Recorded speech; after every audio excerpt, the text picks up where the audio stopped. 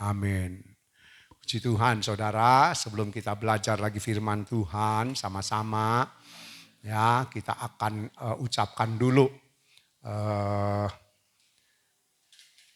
Yohanes pasal 2 ayat 6 yang ada di banner kita ya. Kita ucapkan lagi sebagai ayat emas kita sepanjang tahun. Siap semua? Yuk kita ucapkan dengan sungguh-sungguh. 2, 3.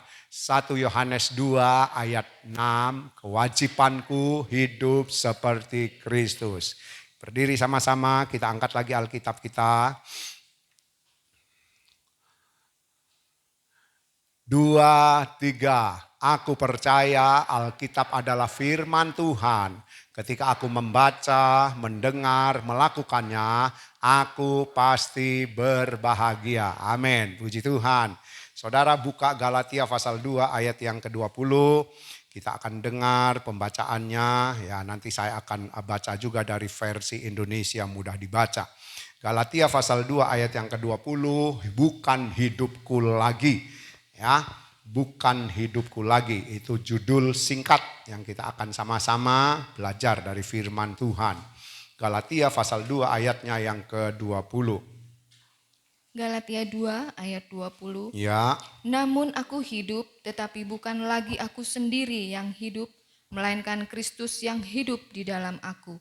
Dan hidupku yang kuhidupi sekarang di dalam daging adalah hidup oleh iman dalam Anak Allah yang telah mengasihi aku dan menyerahkan dirinya untuk aku. Iya, saya baca dari Indonesia mudah dibaca. Aku telah disalibkan bersama Kristus, namun aku hidup.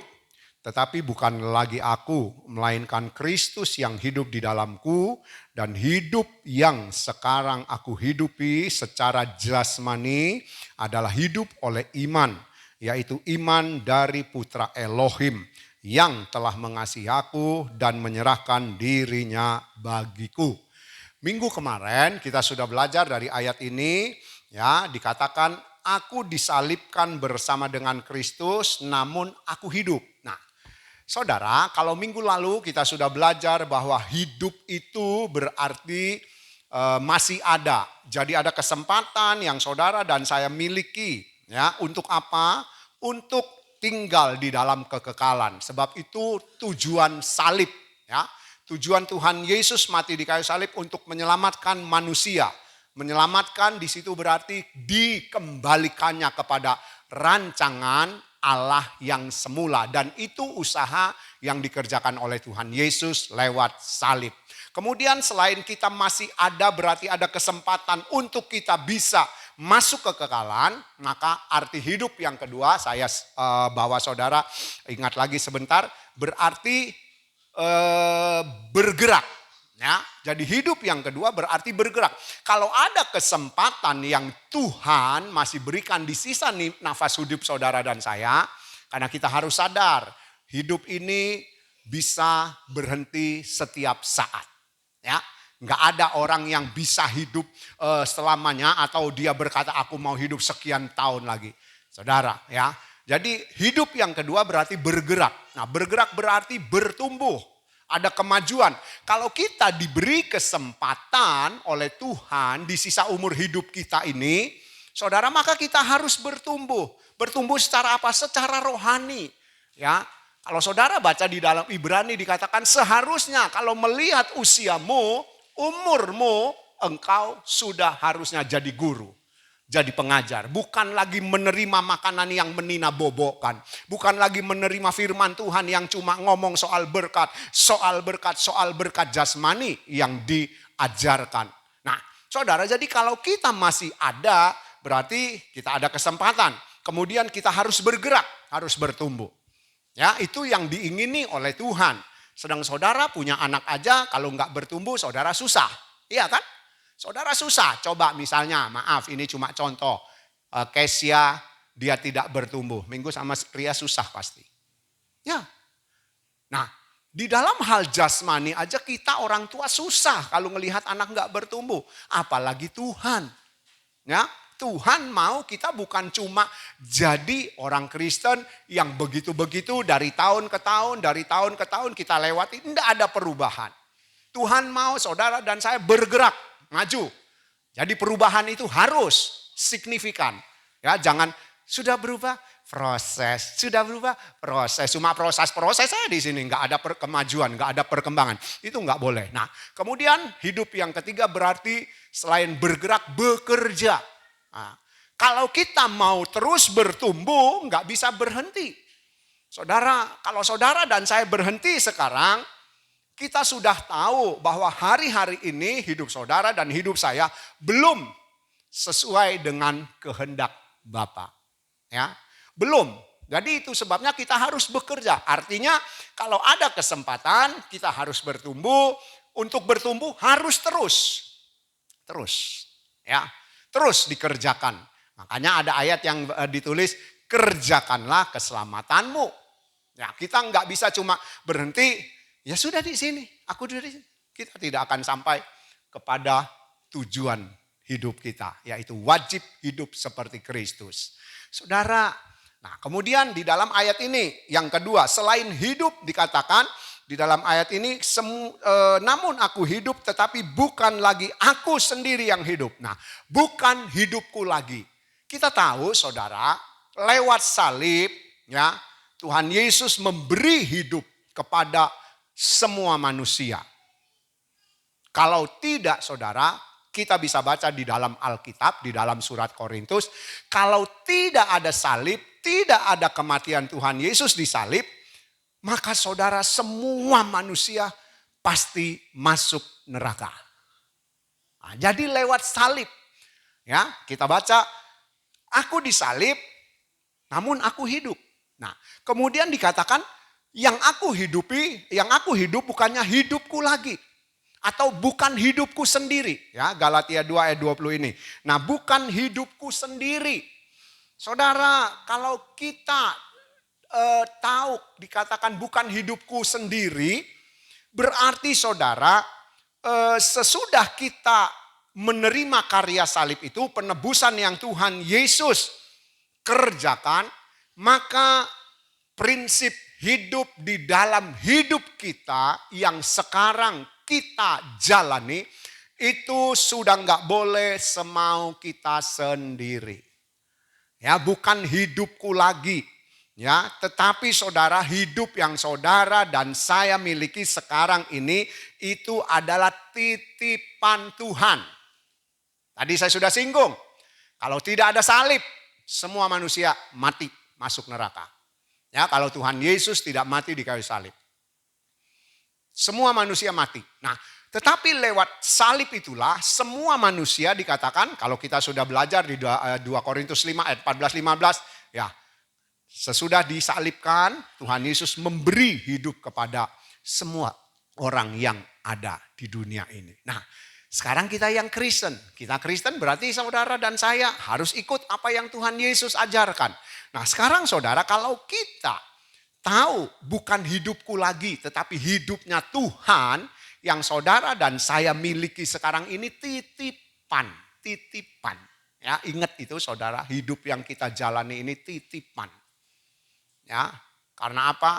Seharusnya kita mati. Nah, sekarang saudara, kalau kita tahu titipan, coba kita baca Filipi 1 ayat 21 ya.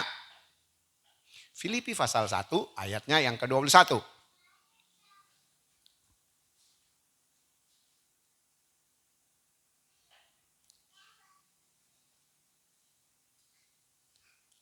Filipi 1 ayat 21. Ya. Karena bagiku hidup adalah Kristus dan mati adalah keuntungan. Iya, bagiku hidup adalah Kristus, mati adalah keuntungan. Dari terjemahan sederhana Indonesia, ya, ditulis demikian, diterjemahkan demikian ayat 21 Filipi pasal 1. Karena bagi saya hidup ini hanyalah untuk memuliakan Kristus, dan kalau saya mati, hal itu hanya akan membawa keuntungan bagi saya, yaitu hidup bersama Kristus. Ya, jadi bukan hidupku lagi, karena kita tahu hidup saudara dan saya itu titipan. Nah, kalau kita tahu bahwa hidup ini titipan atau yang diberikan oleh Tuhan Yesus di dalam hidup kita yang kita bisa jalani sekarang, maka dari Filipi pasal 1 ayat 21 ya, dari terjemahan sederhana Indonesia dikatakan, Biarlah, ya saya terjemahkan dengan gampang. Saya yang hidup ini hanya untuk memuliakan Kristus. Jadi saudara, kita hidup sekarang ini kita harus punya satu tujuan. Tujuan hidupku adalah memuliakan Tuhan Yesus. Memuliakan Tuhan Yesus. Lewat apa? Ya lewat hidup kita. Lewat hidup kita. Nah kalau saudara kita ngomong lewat hidup kita berarti apa? Berarti apa yang ada di dalam hidup kita, kita mau belajar menggunakannya, melakukannya untuk memuliakan Tuhan. Untuk menyenangkan hati Tuhan. Ya, sebab udah banyak waktu yang saudara dan saya lewati, yang kita jalani tidak menyenangkan hati Tuhan, termasuk saya. Saudara, hari-hari ini loh kesempatan yang Tuhan berikan kepada kita. Mari saudara, hidup yang dititipkan oleh Tuhan ini saudara, kita pakai untuk memuliakan Tuhan. Nah saudara, kalau kita ngomong memuliakan Tuhan Yesus itu seperti apa? Mungkin kita jadi bingung, seperti apa sih memuliakan Tuhan Yesus? Ya, saudara, kita belajar firman Tuhan. 1 Petrus pasal 2 ayat yang ke-12 ya. Tuhan mau titipan hidup yang saudara dan saya miliki itu dipakai untuk memuliakan Tuhan. 1 Petrus 2 ayat 12. 1 Petrus 2 ayat 12. Iya. Milikilah cara hidup yang baik di Iya. tengah-tengah bangsa-bangsa bukan Yahudi, supaya apabila mereka memfitnah kamu sebagai orang durjana, mereka dapat melihatnya dari perbuatanmu yang baik dan memuliakan Allah pada hari Ia melawat mereka. Iya, saudara, memuliakan Tuhan itu dikatakan dari 1 Petrus 2 ayat 12, saudara dan saya harus memiliki cara hidup yang baik. Kita dulu orang yang tidak baik. Ya, itu saudara bisa baca di dalam Efesus. Seharusnya kita binasa. Kenapa? Karena kita hidup di dalam pemberontakan. Kita hidup di dalam kejahatan. Kita hidup melawan Tuhan. Tetapi lewat salib. Saudara, kita diberi hak untuk masuk ke dalam kekekalan. Untuk menerima hidup kekal di dalam sorga. Nah, itu sebabnya saudara dikatakan kita harus memiliki cara hidup yang baik. Itu loh cara memuliakan Tuhan. Nah, kalau cara hidup yang baik kita kembali ke Roma pasal 12 ayat yang kedua. Dikatakan baiknya itu standarnya Tuhan. Ya, kita tidak bisa cuma cukup menjadi orang baik. Sebab orang yang di luar Tuhan Yesus banyak yang baik. Orang yang tidak percaya Tuhan Yesus lebih baik dari kita banyak. Betul kan? Ya. Nah jadi baik yang ditulis di dalam ayat ini kita gabungkan dengan Roma pasal 12 ayat 2. Baik tidak berhenti sampai di baik. Saudara baik harus berkenan kepada Tuhan. Nah baiknya kita ini baik yang berkenan. Karena standarnya Tuhan. Dan enggak berhenti cuma sampai berkenan. Dikatakan sesudah kita baik, kita berkenan supaya kita mencapai kesempurnaan. Itu loh yang menjadi tujuan ya memuliakan Tuhan dalam hidup kita. Ayo kita hidup baik. Saya pernah sampaikan firman Tuhan, jangan kita punya hidup orang Kristen. Dilihat oleh orang yang tidak percaya Tuhan, mereka berkata, kok orang Kristen hidupnya seperti itu ya? Kok orang Kristen hidupnya sama seperti saya ya? Itu bikin malu Tuhan saudara. Bikin malu Tuhan Yesus. Standar kita itu baik, berkenan, sempurna. Kalau mereka baik. Tentu saja baiknya juga standar menurut ukuran yang mereka percaya. Tapi kita harus baik, berkenan. Dan menjadi sempurna. Ini loh. Ini yang menjadi tujuan hidup. Ya, memuliakan Tuhan lewat hidup kita. Nah sekarang kita periksa, aku sudah baik belum? Baik bukan cuma di pandangan manusia loh ya. Kalau di pandangan manusia, kita di hadapan Tuhan belum tentu baik. Tapi kalau kita baik di hadapan Tuhan, di hadapan manusia, saya percaya saudara dan saya akan dikasih jempol. Betul? Ya. Kalau kita baik di hadapan Tuhan, manusia akan ciamik itu orang, bagus itu orang. Baik. Nah, sekarang kita lihat, aku sudah memuliakan Tuhan belum dengan cara hidup yang baik. Yang baik tentu saja sekali lagi menyenangkan hati manusia. Kalau kita baik di hadapan Tuhan. Nah, sekarang saudara kita mau lihat. Ada ayat lagi. Kita buka Filipi pasal 2 ayat 15. Ya. Memuliakan Tuhan kita harus memiliki hidup yang baik. Atau cara hidup yang baik. Ya. Supaya kita tidak beraib dan bernoda di hadapan orang-orang yang tidak kenal Tuhan Yesus. Filipi 2 ayat 15. Filipi 2 ayat 15. Ya. Supaya kamu tiada beraib dan tiada bernoda sebagai anak-anak Allah yang tidak bercela di tengah-tengah angkatan yang bengkok hatinya dan yang sesat ini. Sehingga kamu bercahaya di antara mereka seperti bintang-bintang di dunia. Nah, saudara dikatakan selain kita hidup baik, ya, dikatakan di sini tidak bernoda sebagai anak-anak Allah. Ya, supaya pada akhirnya saudara dan saya dikatakan bisa bercahaya di antara banyak manusia di dunia ini seperti bintang-bintang. Nah, saudara, kita lihat. Jadi saudara, kita harus memiliki hidup yang baik, yang tidak beraib atau tidak mempermalukan nama Tuhan dan tidak bernoda, bercacat. Makanya saudara, di dalam 1 Tesalonika dikatakan, biarlah kiranya Tuhan menguduskan aku, baik tubuh, jiwa, rohku, ketika Tuhan Yesus datang kali yang kedua. Ini loh saudara. Kita harus berbuat baik, memiliki cara hidup yang baik. Sehingga tidak beraib, tidak bernoda, bercacat celah. Bukan cuma tubuh kita aja. Tapi tubuhku, jiwaku, rohku harus baik di hadapan Tuhan. Bisa enggak? Halo, bisa enggak? Bisa. Kalau mau. Kalau mau. Kalau kita enggak mau enggak bisa saudara. Kalau kita enggak mau enggak bisa. Tubuh. Oke, tubuh kita sudah enggak berbuat dosa. Jiwa, perasaan. Ya. Jiwa itu perasaan. Kira-kira perasaan kita ya apa? Nah, roh. Roh itu yang ada yang tidak kelihatan. Roh kita seperti apa?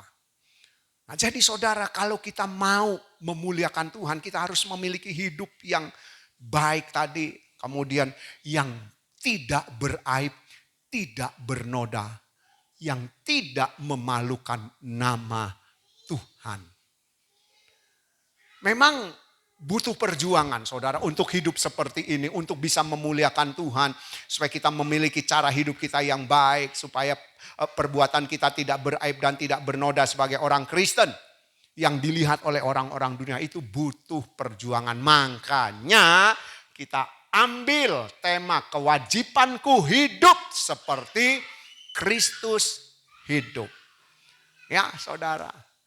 Kewajibanku hidup seperti Kristus hidup. Kita sudah belajar seperti apa hidupnya Tuhan Yesus. Ya. Tuhan Yesus manusia. Sama seperti kita, itu ditulis di dalam Alkitab. Jadi kita jangan ngomong, ya itu Tuhan Yesus, aku bukan Tuhan Yesus, aku manusia. Enggak. Makanya Tuhan Yesus turun jadi manusia supaya dia bisa memberi teladan kepada kita. Dia pernah merasa haus. Dia pernah merasa lapar, dia pernah merasa ngantuk, dia pernah merasa lelah, dan sebagainya, dan sebagainya. Dan ketika disiksa, dia juga rasa sakit.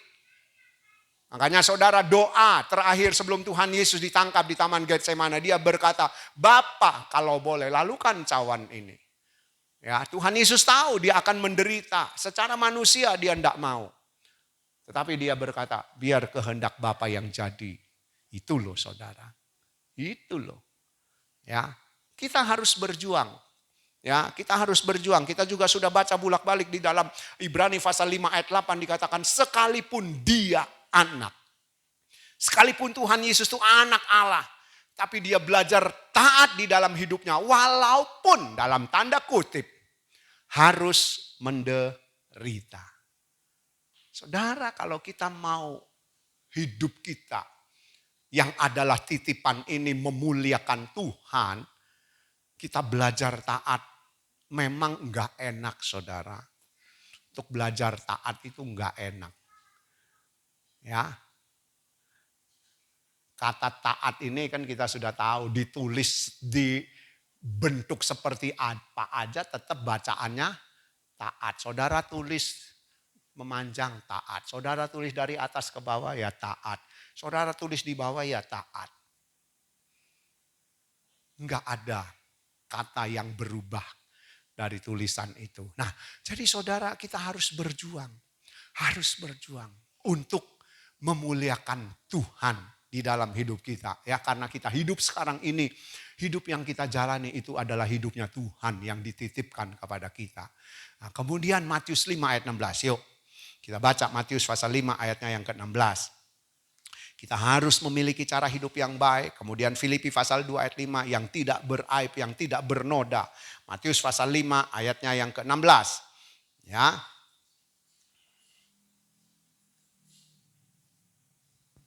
Matius 5 ayat 16. Iya. Demikianlah hendaknya terangmu bercahaya di depan orang, Iya. supaya mereka melihat perbuatanmu yang baik dan memuliakan Bapamu yang di surga. Nah, ketika kita hidup tidak bercela, kita hidup, cara hidup kita baik, tidak bernoda, tidak beraib, maka saudara, perbuatan kita itu atau hidup kita itu memuliakan Bapa di sorga. Ya, itu memuliakan Bapa di sorga, sama seperti Tuhan Yesus. Ya, ketika dia hidup tidak bercela, dia hidup tidak beraib, dia memiliki cara hidup yang baik. Saudara, itu memuliakan Bapa di sorga. Ya, kita mau terus belajar. Tuhan Yesus di dalam Alkitab dikatakan, kalau saudara baca di dalam Ibrani dikatakan dia sesudah mati di kayu salib dibangkitkan dan kemudian kembali ke sorga. Dikatakan dia menjadi sulung kita. Menjadi kakak buat saudara dan saya. Dia adalah yang pertama dari anak Allah. Ya, dia anak barep nih orang Jawa bilang. Kita ini adik-adiknya. Nah, saudara, kita adiknya Tuhan Yesus sebagai anak daripada Bapa. Ya, kita juga sudah tahu, coba langsung aja baca dulu. Yohanes pasal 1 ayat 12. Yohanes pasal 1 ayatnya yang ke-12.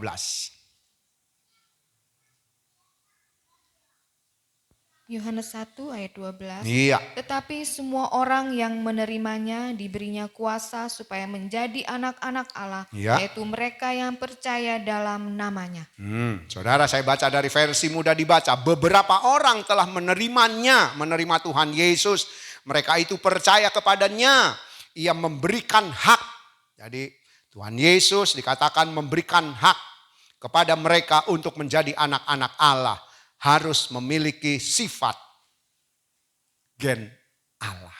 Nah, saudara, kita sudah tahu. Kita sebagai anak Allah, ya, Tuhan Yesus adalah kakak kita. Maka saudara, kalau Tuhan Yesus memuliakan Bapa lewat hidupnya, lewat apa? Lewat belajar taat, lewat melakukan semua yang disuruh oleh Bapa. Kita sudah belajar apa yang diucapkan oleh Tuhan Yesus itu yang disuruh oleh Bapa. Apa yang dia kerjakan itu yang disuruh oleh Bapa. Apa yang dia pelajari dari Bapa dan itu yang dia lakukan waktu dia ada di dunia. Nah, Setelah dia mati, tadi saya singgung, dia menjadi kakak kita, sulung kita. Kita ini adik-adiknya. Berarti saudara, dari ayat ini dikatakan seberapa orang, ya, semua orang yang menerimanya diberinya kuasa supaya menjadi anak-anak Allah. Yaitu mereka yang percaya dalam namanya. Kita adalah anak-anak notos. Anak tidak sah. Anak gampang. Tetapi ketika kita percaya, maka saudara, dari notos ini harus berubah menjadi huios. Anak Allah. Nah, kalau Tuhan Yesus anak Bapa, tentu saja dia mempunyai gen Bapa. Saudara dan saya anak Allah, anak Bapa. Kita juga harus punya gennya Bapa. Seperti yang dimiliki oleh Tuhan Yesus. Ya, saudara, tidak ada anak yang tidak memiliki gen orang tuanya. Itu tidak pernah bisa hilang. Ya, tidak pernah bisa hilang. Pasti ada gen dari orang tuanya. Nah, kita saudara harus memiliki gennya Bapa yang seperti dimiliki oleh Tuhan Yesus. Supaya apa? Supaya kita ini loh hidup seperti Tuhan Yesus hidup. Hidup seperti yang Bapa ingin kita hidup. Itu loh. Jadi hidup kita ini bukan hidup kita lagi. Bukan hidupku lagi. Tapi hidupnya Tuhan yang dititipkan supaya kita bisa meneladani hidupnya Tuhan Yesus yang memiliki gen Bapa. Sehingga kita juga boleh memiliki gen Bapa. Ya, sehingga saudara kita bisa menyenangkan hati Bapa juga. Harus berjuang, harus berjuang. Gak bisa kalau kita cuma ya begini-begini aja. Kita gak mau berusaha, gak bisa, gak bisa. Sebab kita harus menjadi sempurna. Sempurna tentu saja menurut ukuran masing-masing. Ya, kita enggak sempurna seperti Tuhan Yesus sempurnanya, enggak. Sempurnanya saudara ya sempurna saudara, sempurna saya. Tapi saudara, kesempurnaan itu menurut kelas. Ya, kan kita sudah belajar kalau anak TK sempurnanya ya TK. Enggak bisa anak TK dituntut sempurnanya SMP. SD ya sempurnanya SD, enggak bisa dituntut SMP.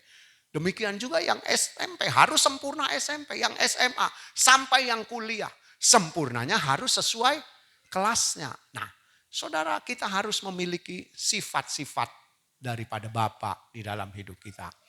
Dan sifat-sifat Bapa itu kita bisa lihat di dalam hidupnya Tuhan Yesus. Ya. Jadi ayo saudara, kalau kita hidup sekarang ini bukan hidupku sendiri lagi atau bukan hidupku lagi, tetapi hidupnya Tuhan yang dititipkan, ayo kita memiliki hidup yang baik. Ya, yang berkenan, yang sempurna, hidup yang memuliakan Bapa, hidup yang tidak bercacat, hidup yang tidak bernoda. Ya, lewat hidup itu kita memuliakan Bapa di sorga dan itu dilihat oleh manusia yang ada di sekitar kita. Nah, karena apa? Karena saudara dan saya adalah anak-anak Bapa di sorga. Dan standarnya harus seperti Tuhan Yesus. Makanya di dalam Filipi dikatakan, hendaklah kamu memiliki pikiran dan perasaan dari Tuhan Yesus. Maksudnya apa? Supaya saudara dan saya punya gairah yang sama. Ya, kemauan yang sama. Untuk apa? Untuk menyenangkan Bapa. Untuk memuliakan Bapa di sorga. Jadi itu loh salib yang dikerjakan oleh Tuhan Yesus. Dia memberikan hidupnya dan kita hidup ini bukan hidup kita lagi, tapi hidupnya yang dititipkan kepada kita sampai hari ini. Ya, puji Tuhan, Tuhan berkati.